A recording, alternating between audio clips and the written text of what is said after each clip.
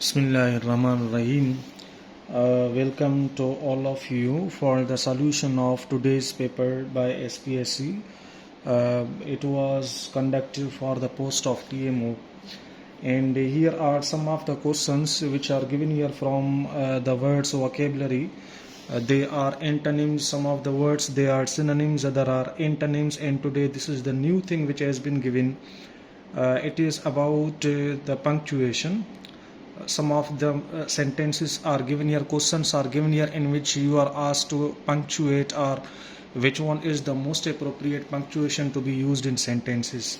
Here we are going to discuss some of the points from synonyms and antonyms as well as from punctuation as much as I can. Let's start with the first question.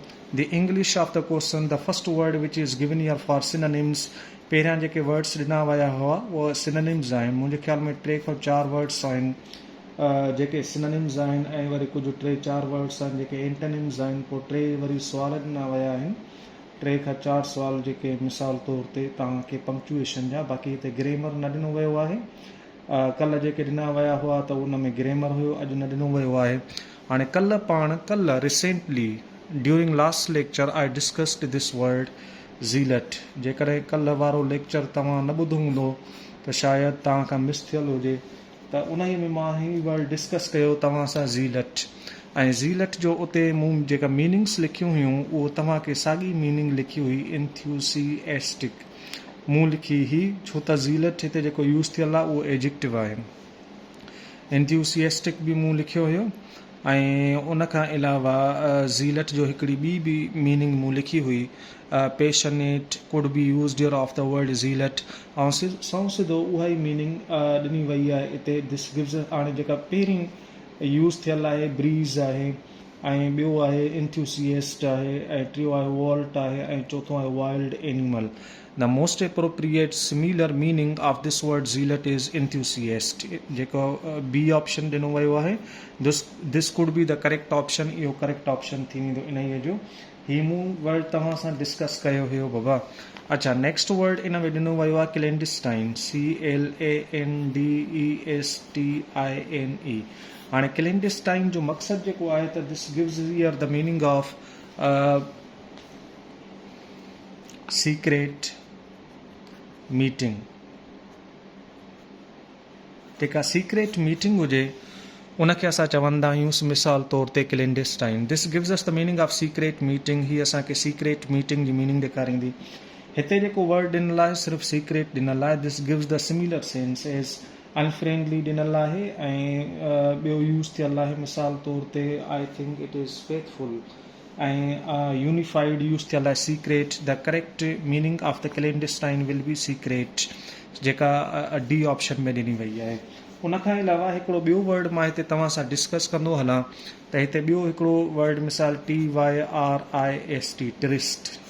ठीकु आहे, हीअ बि word use थींदो आहे. हाणे that is also a kind of the meeting.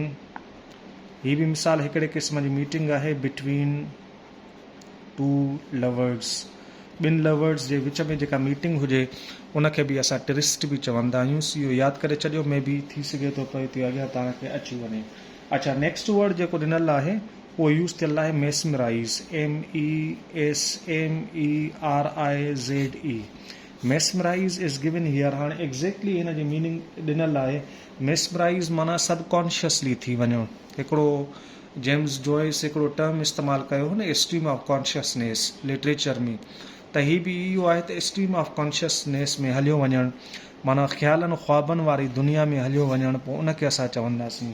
हाणे हिते जेके वर्ड्स ॾिनल आहिनि, चेंज आहे ऐं उन खां बाद मेमराइज़ आहे, डेज़ आहे. डेज़ असुल में जेको मीनिंग थी वेंदी उहा डेज़ जी इहा मीनिंग थी वेंदसि त मिसाल तौर ते अहिड़ी मिसाल रोशनी टाइप जेका थी वञे, डेज़िंग थी वञे, जेका चमकंदड़ हुजे घणी ऐं उहा माण्हू ते असरु करे, उनखे असां डेज़िंग चवंदा आहियूं. हाणे हिते जेको सिमिलर मीनिंग इन जी थी वेंदी that is used as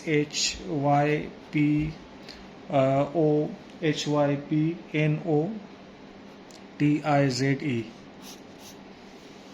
hypnotize its similar meaning हिन जी जेका similar meaning mesmerize जी ॾिनी वई आहे this gives us the meaning of hypnotize उहा असांखे hypnotize जी meaning ॾींदो ठीकु आहे हाणे zealot थियो clandestine थियो mesmerize थियो इहे जेके टे वर्ड्स असांखे ॾिना विया हुआ इहे सिमिलर आहिनि चोथों वर्ड बि सिमिलर इन सां गॾु ॾिनो वियो आहे ऐं चोथों जेको वर्ड ॾिनो वियो आहे it is used age Granger हीउ जेको वर्ड ॾिनो वियो आहे GRANDEUR ग्रेंजर जी साइंस जी मीनिंग लिखी पई आहे हाणे इन जी जेका साऊं सिधो जेका मीनिंग थी वेंदी it gives us the meaning of splendid असांखे मीनिंग निकिरंदसि बाबा ऐं उन खां अलावा excellent grandeur gives us the meaning of splendid or excellent or sublime असां इहे जेके टर्म इस्तेमालु कंदा आहियूं this gives us the meaning here असांखे इहो मीनिंग ॾेखारींदो हाणे ही वर्ड्स उहे आहिनि मिसाल तौर ते जेके असां सिनोनिम तौरु इस्तेमालु इन में पेपर में थियल आहिनि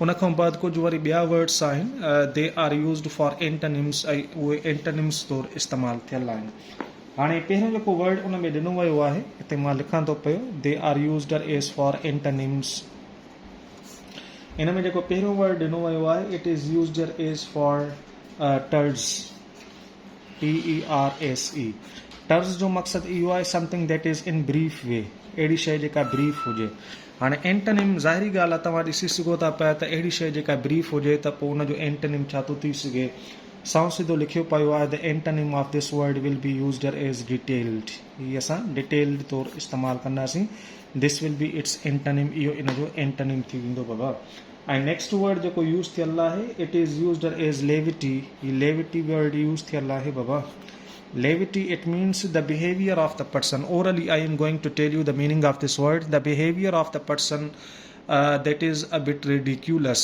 that you laugh at it or that is amused on जेको सीरियस न हुजे बिहेवियर हमेशह मज़ाकुनि में खिल में ॻाल्हि भोगन में हुजे मिसाल अहिड़े क़िस्म जो पोइ उनखे असां लेविटी चवंदा आहियूं हाणे हिन जो जेको अपोज़िट थी वेंदो ज़ाहिरी ॻाल्हि आहे लेविटी पोइ मिसाल इहा जेका अम्यूज़मेंट ॾांहुं ऐं सीरियसनेस ॾांहुं न हुजे उन लाइ असां इस्तेमालु कंदासीं पोइ हिन जो जेको अपोज़िट थी वेंदो it could be used as gravity उहो ग्रेविटी थी वेंदुसि बाबा gravity gives us the meaning of seriousness grave आहे न ग्रेव वर्ड एडजेक्टिव तौरु नाउन तौरु त ॿी मीनिंग थी वेंदसि एडजेक्टिव तौरु जेको असांखे मीनिंग ॾेखारींदो it gives us the meaning of gravity इहो असांखे ग्रेविटी जो सेंस ॾेखारींदो जेको हिन जो लेविटी जो अपोज़िट थी वेंदुसि अच्छा नेक्स्ट वर्ड जेको यूज़ थियल आहे it is used as magnanimous हिकिड़ो बाउंटियस बि सेम वर्ड आहे मैग्नेनिमस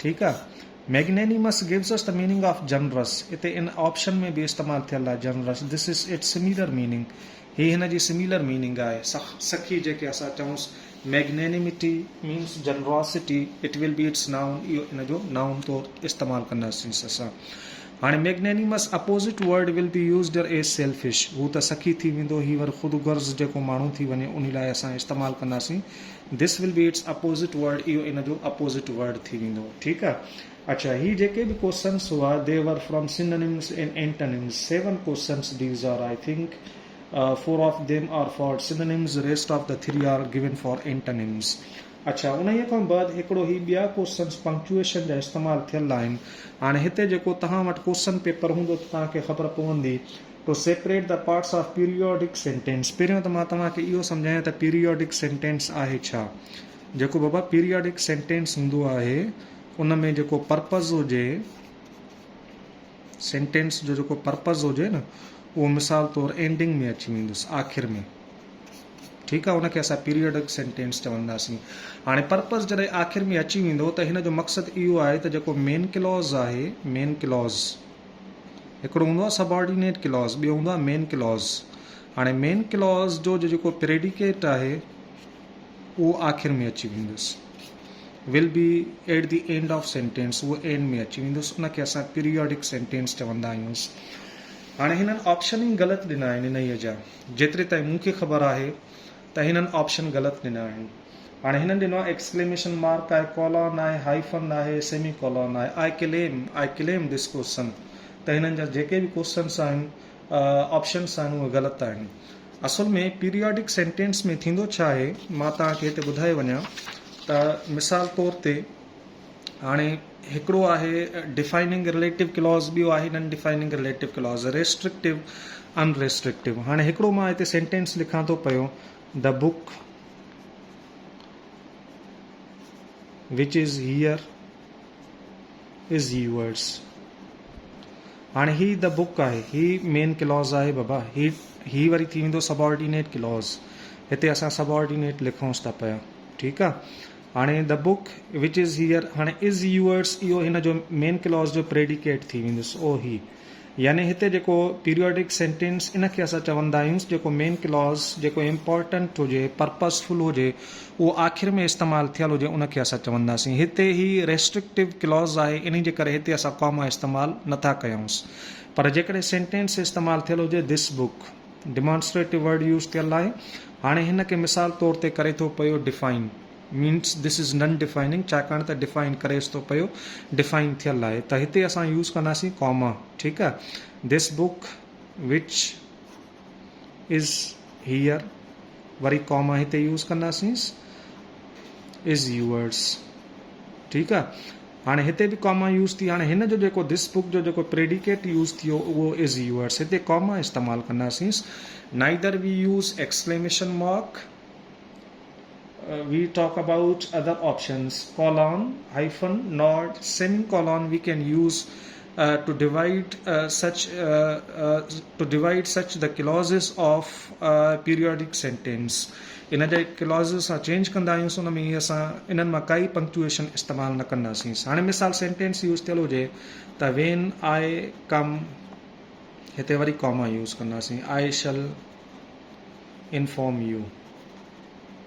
हाणे हिते पर्पसफुल क्लॉज कहिड़ो आहे बाबा, उहो ही मेन क्लॉज आहे, ही इस्तेमालु थियल आहे, ही सबऑर्डिनेट, माना उहो आख़िर में इस्तेमालु थी वेंदो। हिन खे असां पीरियोडिक सेंटेंस, विच में जेका अचेसि थी पई उहो कॉमा। हाणे हिननि कीअं इहे ऑप्शन्स लिखिया आहिनि, this is beyond my understanding, या मुंहिंजी अंडरस्टैंडिंग खां मथे आहे, त ख़बर न आहे त कहिड़े सेंस में हिननि लिखिया आहिनि। बाय द वे, मां हिननि ऑप्शन्स खे आई कांट बिलीव देम और I can't accept them fully, त ही ऑप्शन थी सघनि था पिया। बहरहाल उहा जॾहिं की अची वेंदी त पोइ हिन में ख़बर पवंदी त मां इहो नथो, I can not assert it my self that this one will be the correct option, what I know I have told U completely before all of U, ठीकु आहे।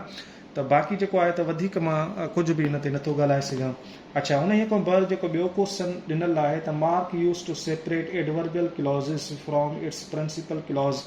हाणे एडवर्बियल क्लॉज जॾहिं बि असां प्रिंसिपल क्लॉज खां अलॻि कंदासीं त ज़ाहिरी ॻाल्हि आहे उते असां कॉमा इस्तेमालु कंदासीं, ठीकु आहे। इहो क्वेश्चन नंबर तव्हांजो 9 आहे मुंहिंजे ख़्याल में, हा इहो क्वेश्चन नंबर तव्हांजो 9 आहे। त इन में जेको, अच्छा 8 आहे इहो क्वेश्चन नंबर, सॉरी 7 हू हुयो, 8 ही आहे। त इन में जेको असां इस्तेमालु कयूंसि था पिया, त मिसाल तौर ते एडवर्बियल क्लॉज़िस लाइ इन ही 9 आहे क्वेश्चन, त इन लाइ पोइ असां कॉमा इस्तेमालु कंदासीं बाबा। ऐं कॉमा इन में ॾिनी बि वई आहे तव्हांजे ऑप्शन में, इनवर्टेड कॉमा आहे, सेमी कॉलन कॉमा आहे, डैश आहे, त comma will be correct option इहो क्वेश्चन नंबर 9 में, त इहो करेक्ट ऑप्शन थी वेंदो बाबा। त हाणे मिसाल तौर ते असां सेंटेंस लिखूंसि था पिया त वेन एवर आई कम आई विल टेल यू, ही थी वेंदो मिसाल तौर ते जेको यूज़ थिए थो पियो बाबा। This is used a subordinate clause, ही एडवर्बियल क्लॉज आहे माना सॼो, ठीकु आहे। ही मेन क्लॉज थी वेंदो। वर्ड्स जेके इस्तेमालु थी वञनि, मिसाल वेन थी वञे, वेयर थी वञे, हाउ थी वञे, ठीकु आहे, वाई थी वञे, इफ़ थी वञे, इहे जेके बि अनलेस थी वञे, ठीकु आहे, इहे जेके बि वर्ड्स इस्तेमालु थी वञनि था पिया, इहो जॾहिं पहिरियां इस्तेमालु थियल हुजनि ऐं पोइ असां कॉमा यूज़ कंदासीं, पोइ मेन क्लॉज इस्तेमालु कंदासीं। This is used as adverbial clauses, इन खे असां एडवर्बियल क्लॉज़िस इस्तेमालु कंदासीं। Wherever he goes I don't know about it, ठीकु आहे। How you have done it I can't believe, हाणे इहो हाउ पहिरियां इस्तेमालु थियल आहे। त अहिड़े सेंटेंसिस जेके बि अची वञनि, if you come I will be there, त हिते कॉमा विच में इस्तेमालु कंदा वेंदासीं। जॾहिं बि शुरूआति में इस्तेमालु थियनि था पिया, comma will be correct option here. अच्छा, उन खां बाद असां आख़िरी जेको क्वेश्चन आहे बाबा, क्वेश्चन नंबर 10 जेको हिन में ॾिनो वियो आहे, उते मुंहिंजे ख़्याल में अलाए कहिड़ा क्वेश्चन्स आहिनि, तव्हां ॾिसी वठिजो। मार्क इते यूज़ थियल आहे त mark to mark abrupt turn or break in sentence is called dash. इहो ज़ाहिरी ॻाल्हि आहे, इन जो जेको करेक्ट ऑप्शन थी वेंदो उहो डैश असां इस्तेमालु कंदासीं सबबि। पहिरियों ई इस्तेमालु थियल आहे, डैश आहे, ब्रेकेट आहे, फुल स्टॉप आहे, कॉमा आहे, माना एब्रप्ट माना मिसाल ही यूज़ कयूंसि, पोइ माण्हू जॾहिं हबकी वेंदो आहे न, एब्रप्ट टर्न अची वेंदो आहे, पोइ असां हीअं यूज़ कंदा आहियूं माना। ठीकु आहे, त टोल्ड मी ये कॾहिं कॾहिं स्टाइल आहे, this is the style of language. इहो स्टाइल आहे लैंग्वेज जो, कॾहिं कॾहिं ड्रामाज़ में या नॉवेल्स में तव्हां ॾिसंदा हूंदव त ईअं इस्तेमालु थियल हूंदो आहे।